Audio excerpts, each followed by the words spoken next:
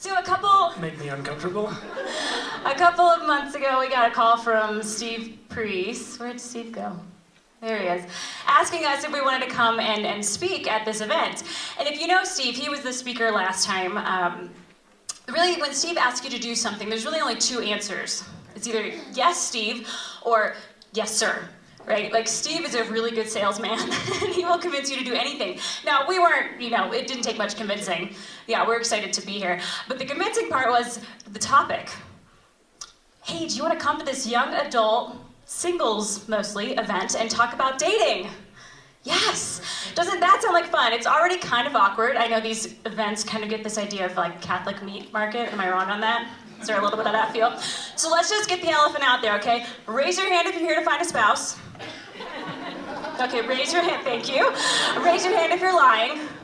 Good, that's everybody else, okay. Now, really, we do commend you for being here. I know that there's a little bit of an awkwardness with that when you talk about the topic of dating and you're single and there's somebody really cute over there and you don't know really what to do about it.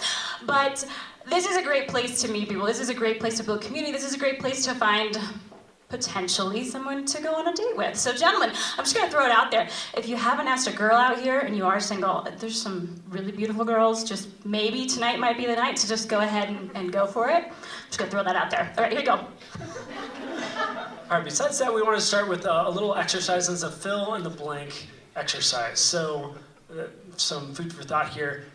Dating is blank. How would you? Good. So for some of you, that might be a positive word. For others, that might be a four-letter word. But I think our talk tonight I'm really excited about because no matter where you're at in this room, there could be a lot of different people in this room. Maybe you're just getting out of a relationship, maybe just starting a relationship, maybe you're married, maybe you're done with relationships and you're like, I never want to hear another relationship talk in my entire life. This talk is for you. There's going to be something in this talk for all of you. How many of you have heard of a TED Talk before? Watched or seen a TED Talk?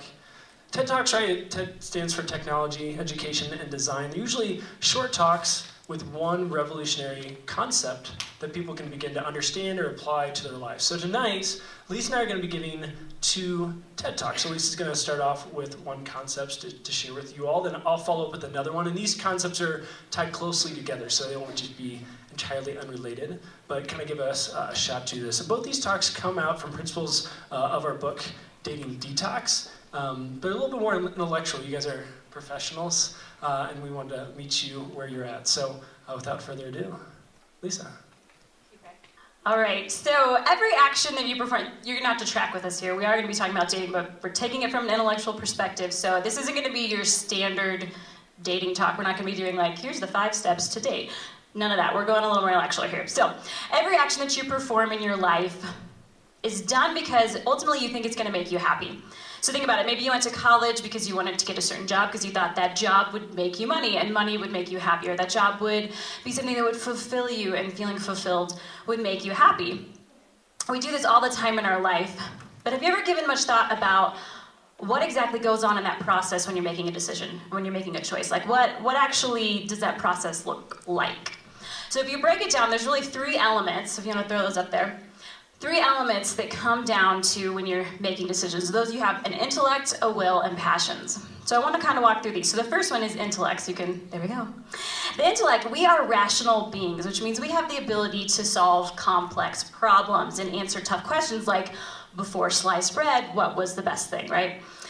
The job of the intellect is to ask the question of, is it good?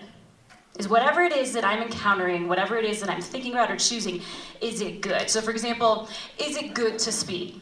It's your intellect that can reason through and decide whether or not that answer is yes or no. Or is it good to binge watch Breaking Bad for 5 hours or 7 or 10 or however, whatever, you get the picture, right? It's the intellect's job to decide, is it good? Secondly, you have your will. The will's job is to choose. So we have what's called free will. So when God created us, he didn't want us to just arbitrarily love him, like we didn't have an option and we were robots and we had to.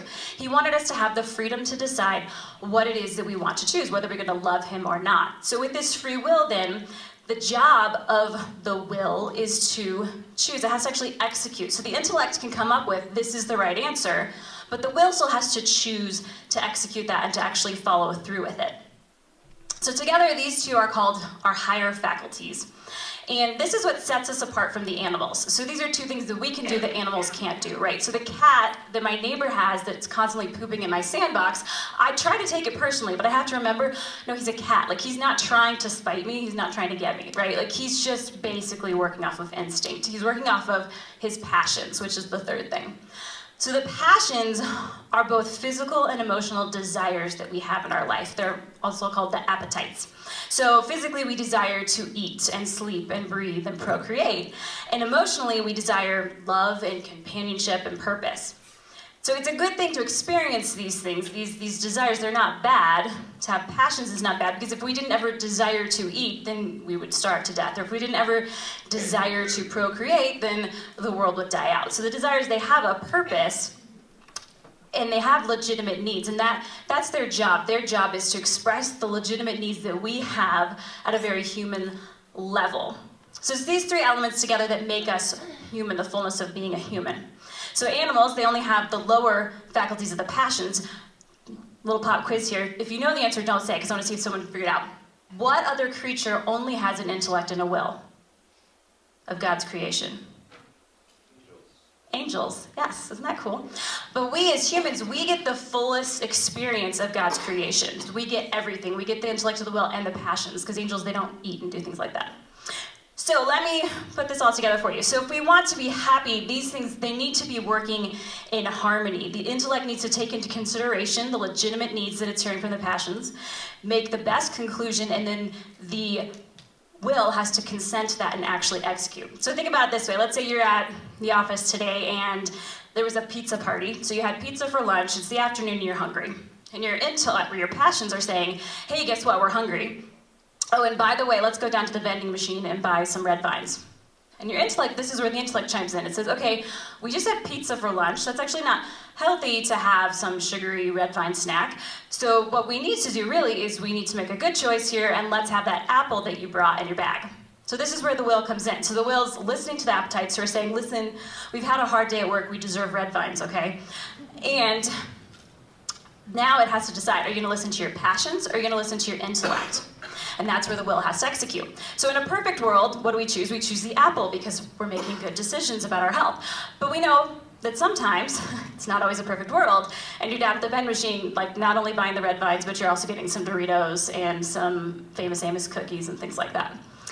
So what do we do then when things don't always go as we plan, when things go wrong? Well, in part of writing our book, we did about 30 interviews with Focus missionaries. And we asked them about their dating experiences. We wanted to know, what was it like dating for you? And these are people who didn't always do things perfectly. Maybe had made a lot of mistakes, had a lot of regrets, had a lot of guilt and shame. And we wanted to hear their stories. And so what we did with some of those stories is we put those into the book. About 20 of the stories, 25 of the stories made it into the book. So I want to relate each one of these to a time when it went wrong. So think about it this way. So the intellect's job is to determine and ask the question, is it good? But if the intellect isn't properly formed, if it doesn't always come to the right conclusions, then it can cause trouble. So this was a story of Joseph. So Joseph was in this on-again, off-again dating relationship with this girl. And after every time that they would break up, they would take their relationship kind of one step further physically. And so they got to the point where the only thing that was left was sleeping together. And so they said, okay, well, if we're going to get back together, we need to prove to each other that we love each other and that we're committed to each other by sleeping together. So that was the conclusion that they made. So they got back together, they slept together, and about 2 weeks later, Joseph broke up with her. And he was like, I felt like such a jerk. Like, I thought that I had made the right decision. Like, I really thought I thought that through and that I was doing the right thing, and then here I was regretting that decision and breaking up with this girl. So for Joseph, like, he wasn't trying to be a jerk, it's just that his intellect wasn't properly formed. It didn't know how to determine what was good. So how about the will? Where can we see where the will can go wrong? So the will's job is to execute and to consent to the reasoning of the intellect, but it doesn't, as we know, always do the right thing. And this was a story of Therese. Therese had gone to this conference and she heard this great talk about chastity and starting over, and she was determined that she wanted to change the way that she was dating. So for about a semester, she was in college at this time, she did a great job. She was able to really change the way that she was approaching dating. She wasn't hooking up anymore, doing all these things right. And then she went home for like summer break. And she started hanging out with her ex-boyfriend. So here she is hanging out with her ex-boyfriend, and often she was over at his house when his parents weren't home, and they started sleeping together again. And this is what she said about that experience. She said, "I thought to myself, now I know why it's wrong, and I'm still doing it, which makes me even more horrible. Every time I'd leave his house after having sex, I'd bawl the whole way home. I was sick of myself and how I knew I was breaking God's heart." See, for Therese, she knew what was right, but she couldn't bring herself to do it. And it broke her heart because she knew she was worth more. She knew that there was something better out there, but her will was weak. She could not consent to do that right thing. And finally, the passions. I'm sure you can think of many ways, without my even explaining it, that the passions can get twisted, both physically and emotionally. And I saw this all the time in my interviews. At the physical nature side of it, we would see people who were, kind of addicted to hooking up or addicted to things like pornography or masturbation that was causing them then to lust after other people and use them. One of the guys that we interviewed, and yes, he's a focused missionary, was a former stripper. And in talking to him, he said he got to a point where he was deeply addicted to physical pleasure, to the point where he felt like he was completely enslaved to it, and almost as if he had lost his freedom and his ability to choose. So for him, making that choice to be able to change the way he saw things and his passions was a real struggle. And we also saw how this happened emotionally. We'd see, people who were just addicted to being in a relationship, addicted to that emotional high, addicted to having somebody, just wanting that emotional gratification that came from feeling validated because they had a boyfriend or a girlfriend. So in both of these cases here, we see a twisting of the job of the passions, where we're no longer able to see clearly what the truth is. And when we live like this, when all these things get twisted and they get out of order, it's almost as if our passions are the ones calling the shots, right? I want to do this because this feels good. And our intellect no longer gets to be the one that has a say. That's when things turn upside down. I want to make sure it's really clear that the passions are not evil. We don't believe that as Catholics. Sometimes in Protestant circles and culture, they will talk about these things. You need to suppress and repress these feelings. As Catholics, we actually believe that there's goodness in the passions, that they have a good, they just need to be properly directed. So the Catechism tells us, and this is in the Pillar of Morality. Steve, what beer is that? No, the Pillar of Morality. Oh, it's an IPA. Oh, an IPA? Okay, good. So in the Pillar of Morality, there's a lot on this about our passions, and it tells us that our passions, they're morally neutral. So it's not right or wrong to feel a certain thing or to have an experience. What matters, the Catechism tells us, is what do we do with that desire that we feel? Because we can either, Catechism goes on to explain, take that experience that happens to us that's neither right nor wrong. We can either take it up in the virtues or we can allow it to be perverted by the vices. And all the things that I just talked about here is ways where we allow it to get perverted. But what we want to do, what's going to bring happiness in our life, is when we can actually apply it to the virtues. And we can take those things that happen to us and use them for the good. We can form and build good habits. So why don't you throw up that last slide there. Here's where this all comes together. So this is the Catechism's definition of virtue, when we take these things and we use them for good. Human virtues are firm attitudes, stable dispositions, habitual perfections of intellect and will that govern our actions and order our passions and guide our conduct according to reason and faith. So I'm not making this up. I love the language of the Catechism. So basically, a virtue is a good habit. And when we live rightly and when we live our lives building good habits and virtues, that is when we begin to find happiness. That is when we begin to find what is the purpose of all of this, of life, of dating, what are we going for here? So the question now that I'm going to pass over to Kevin is, how do we grow in virtue? How do we grow in these good habits? I love the Catechism on this and just trying to think through, all right, our intellect, our will, and our passions. But as I start to think of this, I feel a lot like St. Paul in Romans. St. Paul in Romans says this, again, this is a saying. He says, "I do not understand my own actions, for I do not do what I want, but I do the very thing I hate." Have you ever felt like that, just like St. Paul, where you're like, oh man, I had this conversation with this coworker, I really want to be nice to them, and then, boy, that conversation just didn't go the way I wanted. Or, I want to be really generous in this situation. I just want to be really abundantly generous to my family and just be really kind when I'm home. You just walk away, you drive home, and you think, boy, that just didn't go the way I wanted. And tonight, in my half, I want to talk about how do we actually get those habits? How do we quit doing those bad habits that we go, I want to stop that? And how do we really obtain really great habits? How do we obtain virtue? And the fun thing about virtue right now, the fun thing about habits, is that the church has always taught these things. And even before the church, ancient Greek philosophers taught about virtues and habits as well. But in our modern day, right now, people are really obsessed with habits and virtue. And it's really fun. So they're doing a lot of modern science around virtues and habits, a lot of sociology, a lot of books, a lot of talks saying, how do we create habits? And I want to share with you 3 elements of every habit. And a lot of this comes out of a book called The Power of Habit by Charles Duhigg. It's something that we incorporate in various points in our book and various elements. But he really gives us 3 elements of any habit. So if we want to learn how do we get rid of bad habits and how do we obtain good habits, we want to look at these 3 elements. And 3 elements are cue, routine, and reward. If you want to go to that slide. Habits, yep. And then cue, one more.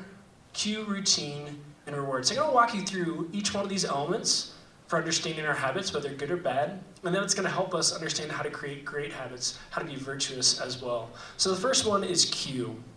A cue is a trigger or something that starts our habits. So this could be a lot of different things. This could be a certain time of day, like when we wake up in the morning, or we get off from work, or right before we go to bed. There's certain cues to our bodies that often initiate habits, and those certain times of day can do that.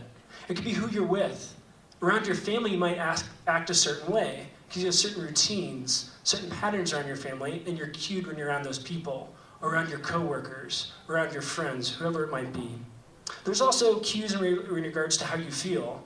Some of you might have heard the acronym HALT: hungry, angry, lonely, or tired. These are cues or triggers, sometimes the way we feel, that cause us to act a certain way. Finally, it could be just a certain place or a certain activity that we do. Maybe it's getting in our car. Maybe it's putting up Christmas decorations. These can cue different types of habit. So this is our first element, our cue or our trigger. The second one is the routine itself. This is the actual pattern. These are actual actions. These are the habit itself. And there's a reason why humans have habits. It's because when we have habits, when we have routine, our brains don't have to work so hard. Right? So think about getting in your car in the morning, right? You do a lot of things without thinking. You open the door, you get in, you buckle your seatbelt, you adjust the mirror, turn on the radio, put the keys in the ignition. A lot of those things you do almost without thinking. And that's the power of habit. That's the power of routine. Our brain waves don't have to work that hard because we can do them almost without thinking. On the converse, this is why when we're out of our normal routine, often we find ourselves tired. So we go to the airport and we're traveling, we're out of our routines, we're doing all these things that we normally don't do, and our brain has to work a lot harder than it normally does. So this is the key for a routine. And like I said before, the cue is going to get us into that routine. And our final element is reward. Duhigg would say every single habit has a reward, something that we get out of it. And that many times when our brain thinks of that particular habit, we skip from the cue to the reward. We just think of what we get out of it, and so we end up doing the action itself. So I want to give you an example. This is a little bit abstract. I want to give you an example maybe you can relate to. And it's something I realized in my life I need to stop doing. I had a bad habit in my life. And every morning I'd wake up, and I'd turn off my alarm, and then I'd look at my cell phone, right? Maybe some of you do this as well. And I just start looking at social media. And I find myself all the time looking, and I go, why do I do this? Every morning, is this the way I want my morning to start? I mean, I could talk to my wife, I could say a prayer, I could just be in silent, think about today, whatever it is. There are a lot of other things I could be doing than looking at social media. That's probably not the best, it's not the worst habit in the world, but it's probably not the best habit for me to start off my day. So I started to think in relation to these 3 elements of the habit. Why was I doing this thing that I didn't want to do? Just like St. Paul, well, I don't want to look at my cell phone in the morning, but I keep finding all of a sudden I have this cell phone in my hand, I'm looking at social media. So I looked back and said, all right, what's the cue for this action? Well, I wake up and my alarm clock is my phone, and after I turn off the alarm, I end up looking at social media. Oh, the cue is that my alarm is a cell phone. And when I start looking at that cell phone, even just to turn off the alarm, it cues my brain to go into the routine that I go into, which is to look at social media. And then what's the reward, our final element here? Well, I'm a little bit tired in the morning, maybe I like to be entertained, maybe I like to get information, whatever it might be. So try to think through these 3 elements, and I did something radical. I did something really crazy. bought an alarm clock. I bought an alarm clock and I took my cell phone and I put it downstairs. So when I woke up in the morning, I just would turn off the alarm clock. And what happened? My cue was gone.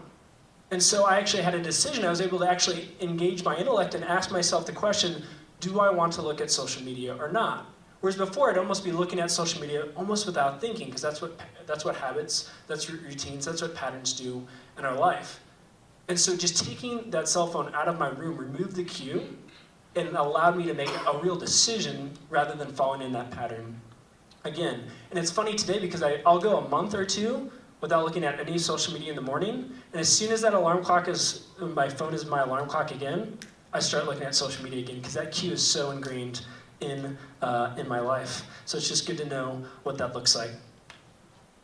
So this pattern is really helpful for our lives. I think you can apply it to lots of different things. I've applied it to my prayer life, how I pray. I've applied it to my relationship with Lisa, different activities that we do. But I want to apply it to romantic relationships as well. Because I think this element, as we look at our lives, we think about dating, we think about relationships, you might feel like St. Paul as well. Man, I do these things I don't want to do. Why did I engage in that action? And so we want to step back and break it down into these elements. And one story from our book that I really enjoy is the story of Ben and Rosie.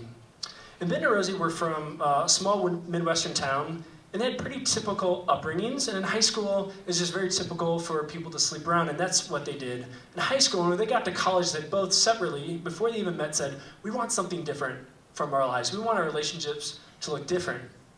In the first year of college, they started dating, and they fell back into old ways again. They said basically, this is what all of our friends were doing, and so we just started doing what they were doing and ended up in the same patterns and routines over and over again.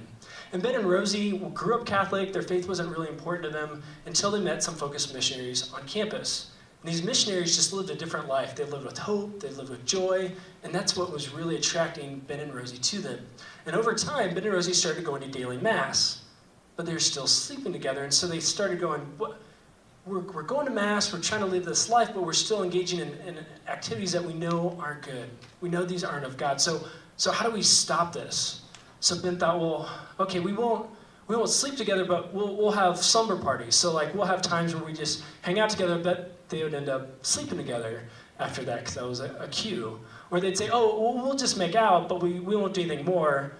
But then they'd end up sleeping together, because that's the pattern that they had found themselves in the past. And it got to a point where Ben said, if I need to just drop Rosie off at the curb and not go into her dorm room or into her house, that's what I needed to do to not give us the cues, to not give us the patterns that I know led to something that we didn't want to do. And so they scaled back all physical affection in the relationship, because they knew that their minds and their hearts were so in tune to those patterns in their lives that it led to things they didn't want. And for about 2 years, they refrained from all sexual activity together until they broke up. Just kidding, until they got married. And just really amazing as we look at our own lives and try to think, all right, what are the actions in our lives? Again, we're talking about relationships. You can take this and apply it to work. You can take this and apply it to your spiritual life, whatever it might be.